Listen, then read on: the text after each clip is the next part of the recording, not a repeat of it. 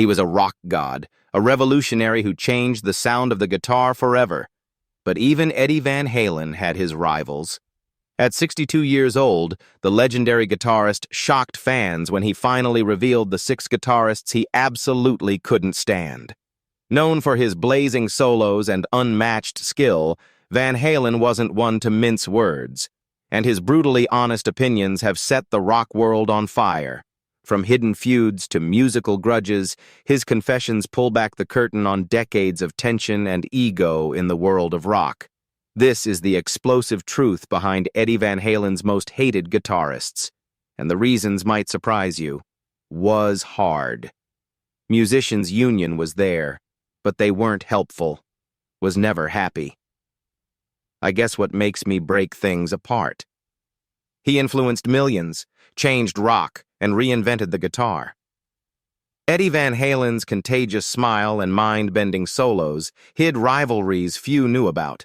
He adored, competed with, and sometimes hated 6 guitarists.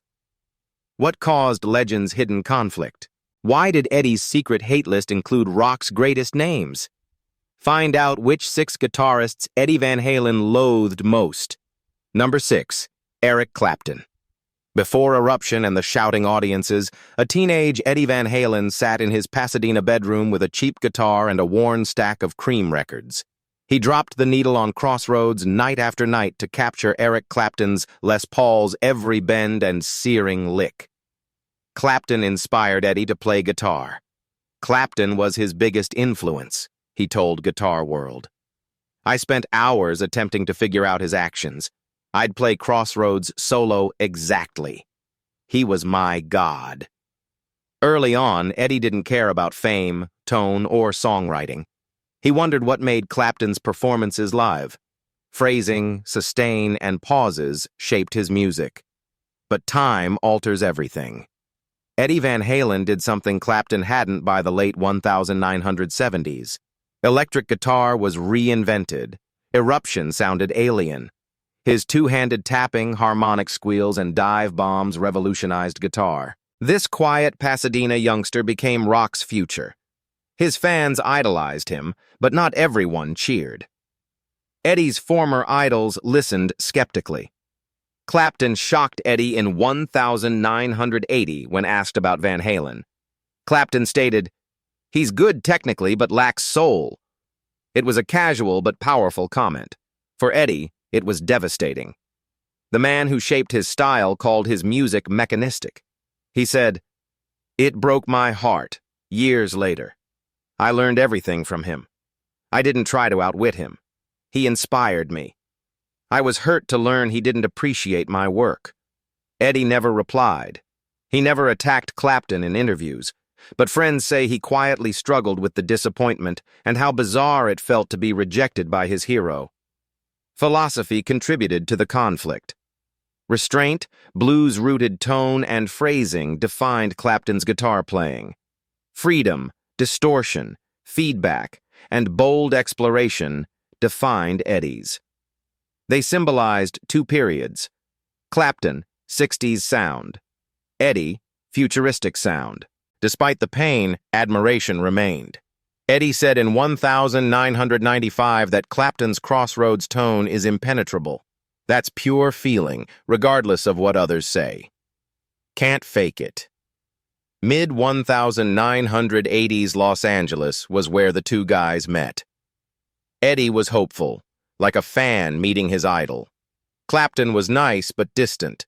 They discussed guitars, tone, and amps, not emotions.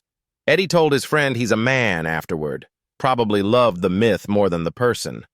That moment altered him. Eddie began seeing legends as humans instead of gods, brilliant but imperfect. Eddie laughed quietly when asked if Clapton's statement still upset him. Possible he didn't understand. "Maybe I didn't get him either. We're from different planets, man."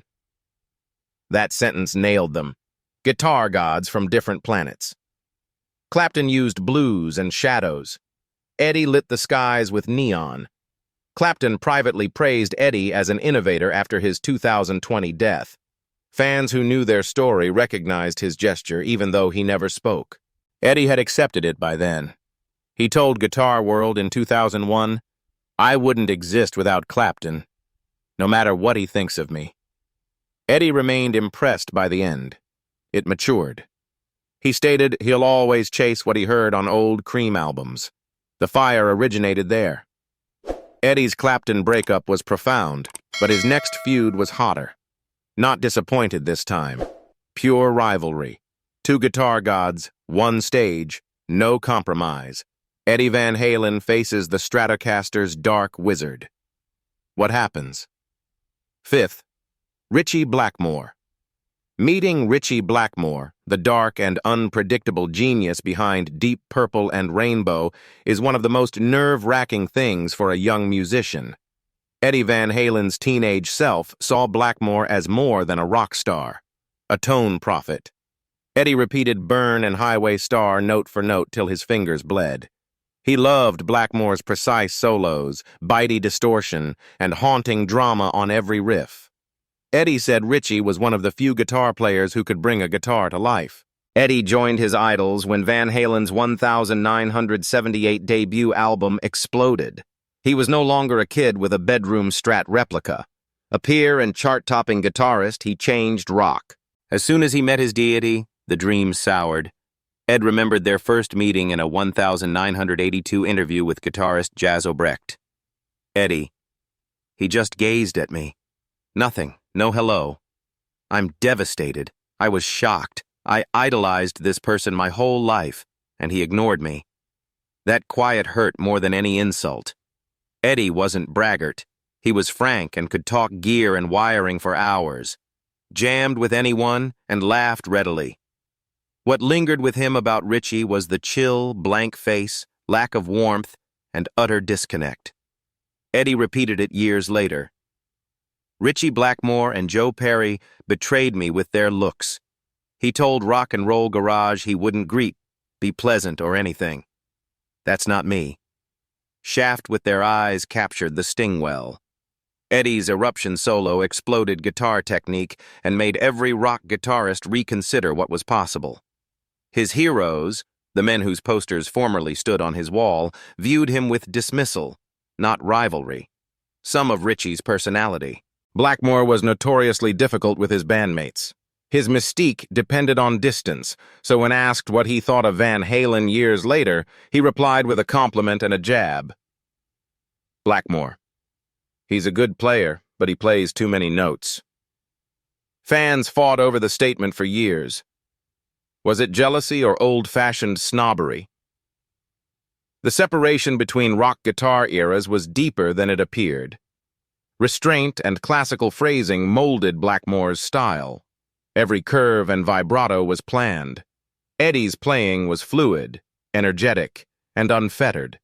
Eddie represented freedom, Richie control. More like a generational standoff than a feud.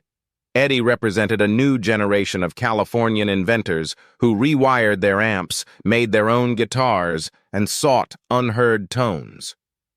The last British hard rock purist was Blackmore. His fretwork was precise and structured. Eddie never became bitter over the frigid interaction. He looked back with understanding in a 1995 Guitar World interview. I was perhaps too sensitive then. Maybe he was shy or unsure what to say. That guy was my idol as a kid. Still do. Richie softened, too. Eddie Van Halen brought something new, he told Classic Rock in 2008. I admit that. His tapping with the whammy bar was smart. He spoke for himself. This was acknowledgement. Eddie had once hoped for. They had different paths, but shared influence.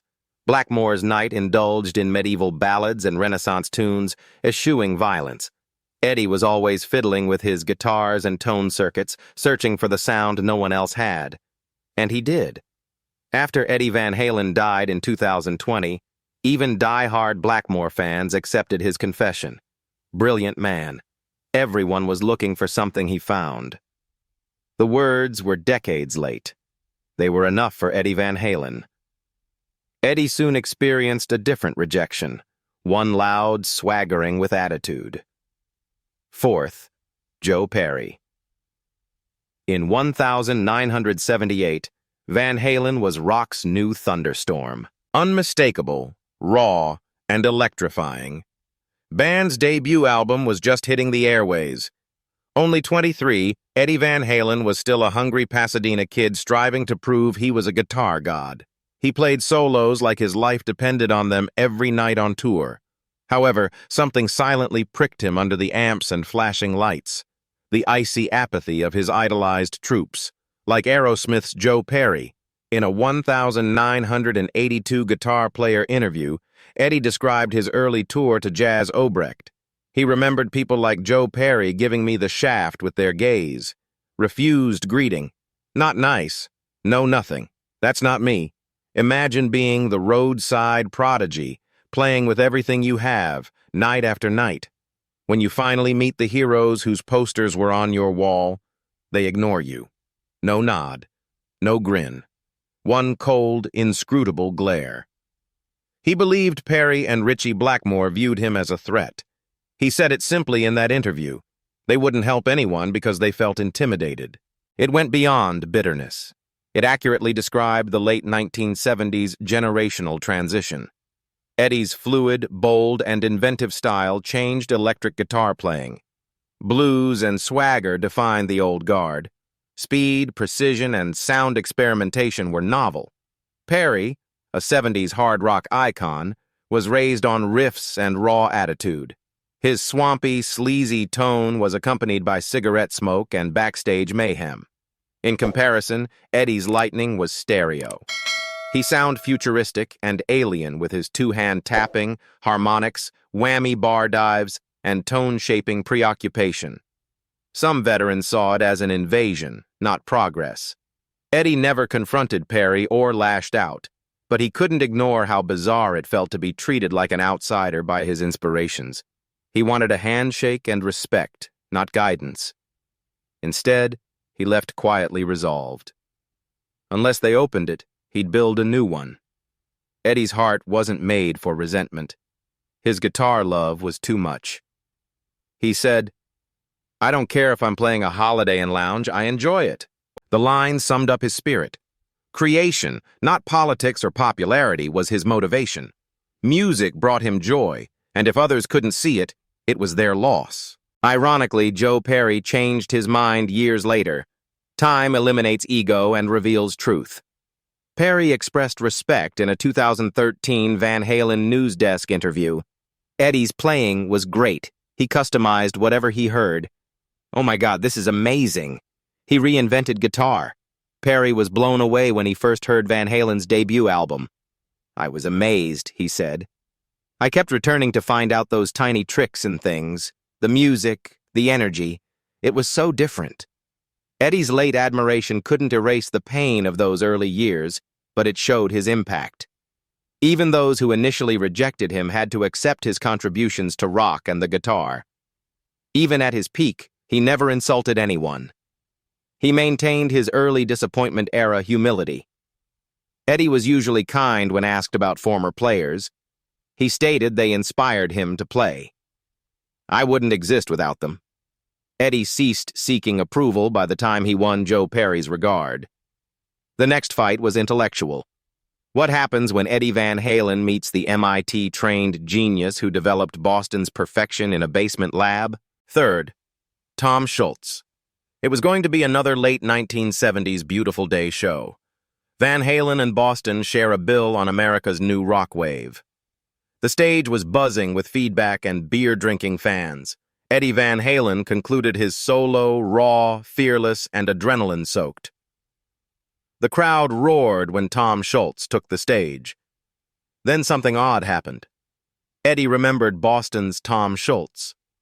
"We played before them, I forget where, and I solo. He suddenly plays my solo." It was strange because it happened during the day. I went upstage and the crowd was like, "What's this man doing?" Was intoxicated. I was furious. Image stuck with him. Some fans assumed Schultz was honoring. Others assumed he copied. Eddie saw it as identity theft, not riff stealing. Schultz's coldness backstage exacerbated the annoyance. Eddie plainly described him. He never appears. He hardly speaks, just hides, runs on stage, plays, and disappears. Imitation and aloofness hurt. Eddie valued confidence, but saw quiet as arrogance. However, Tom Schultz wasn't trying to steal thunder. He contrasted Eddie in practically every way. A meticulous mechanical engineer with an MIT master's degree who recorded Boston's debut album in his basement. He custom-built the Rockman amp system that gave arena rock its glossy sound and fine-tuned every frequency. Eddie played instinctively, Schultz scientifically. They clashed like oil and water. Eddie was chaotic and feeling. Schultz had order. While one loved spontaneity, the other used formulas. Both sought the ultimate sound. Eddie hinted his displeasure in a 1980 guitar player interview. Players were already trying to emulate me. All that tapping and running. Older individuals, too. It's flattering, but man, make your own thing. Though he didn't name Schultz, everyone understood. Rhoads whispered for months. Originality was essential to Eddie. It was sacrosanct. He hand-built his Frankenstrat, soldering pickups, cutting bodies, and blowing amps until he found his sound. Seeing someone mimic that voice was like seeing a stranger wear your face. Years later, he told Guitar World that inspiration is different from replication. Seeing someone play might encourage you. All begin that way. But without evolution, you're just following others. Schultz kept quiet about it. He was notoriously private, preferring soldering irons to microphones. His quiet nature contrasted with Eddie's beer-in-hand charm. Crew members say Schultz spent hours backstage correcting decibel curves as Eddie joked with fans and gave guitar tips. Same passion, different planets, two geniuses. Critics loved comparing. Emotion divided them philosophically. Eddie said you lose it if you ponder too much. Music isn't formulaic. All about feeling. Schultz's precision sometimes bothered him, as the line showed. Eddie believed imperfection was magical. Mutual regard finally emerged. Schultz said he's creative in a rare early 80s Boston Globe interview. You can't teach that. Eddie returned the favor decades later. He made half his things. That's good. I admire hands-on people. When asked if he was worried that others replicated his look years later, Eddie laughed and said, "Good for them. They'll never sound like me. Nobody can sound alike. Not really." Eddie learned to accept mimicry, but another storm was coming. Much colder, harsher, and personal. Second, Rick Derringer. It's 1978. Van Halen explodes. Debut album out. Wild crowds. Eddie Van Halen's guitar is changing rock. Every night is exciting, like the future beginning. In the evening, Rick Derringer opens.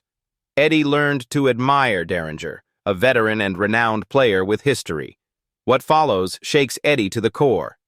After the show, Eddie enters the pub high on adrenaline. He sees Derringer and says, "I grew up on your ass, Rick." Way to do this? I don't mind the method. Do not play my tune. Eddie's remarks convey admiration, treachery, and respect. He's not mad. Derringer tapped. He's upset that he replicated his solo note for note and melody for melody in front of the same audience. Inspiration and reproduction differ. The next night, Derringer repeats, even concluding his set with, "You really got me," identical notes and phrasing, a Van Halen live anthem. Eddie loses patience. He informs Derringer, "If you keep doing that, you won't open for us." Suddenly, Derringer is off tour.